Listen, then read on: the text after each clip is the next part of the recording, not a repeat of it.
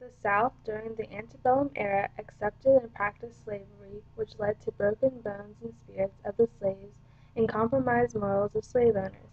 Society, including those who did not own slaves, found ways to support and justify their pro-slavery ideology.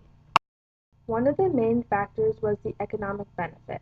In the eyes of the supporters, slavery complemented Eli Whitney's cotton gin, which allowed the cotton industry to explode and become the newest cash crop. Slave labor was viewed as more effective since it was the cheapest form of labor, and plantation owners needed a large labor force for their expanding cotton fields. Not only would slave owners own slaves for their entire lives, but the children of the slaves would become slaves and be put to work. Slaves were seen as property, and bought and sold just like livestock.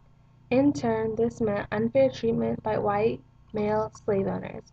For instance, slaves would be separated from family members, given unsanitary living quarters, and were often malnourished for the hard physical work which was required of them. The lack of nourishment left slaves with little energy to perform their daily demanding tasks.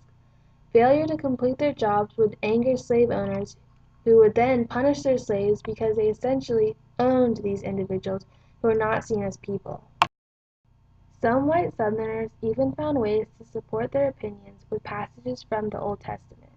In particular, Genesis 20:14 mentions that a man purchases female servants, so they took that as a reference that God approved of the institution of slavery. Also, Exodus 20:10 states that the seventh day is the Sabbath, and no one shall work, including male and female servants, which supporters of slavery comprehended it to mean that it was okay to own slaves as long as they did not work on Sunday. William Henry Brisbane used the Bible to counter the act of slavery. However, Southerners had more evidence to dispute Brisbane. Therefore, the pro-slavery ideology in Georgia developed from the belief that slavery is an important and necessary political, economical, and social practice for the culture of the South.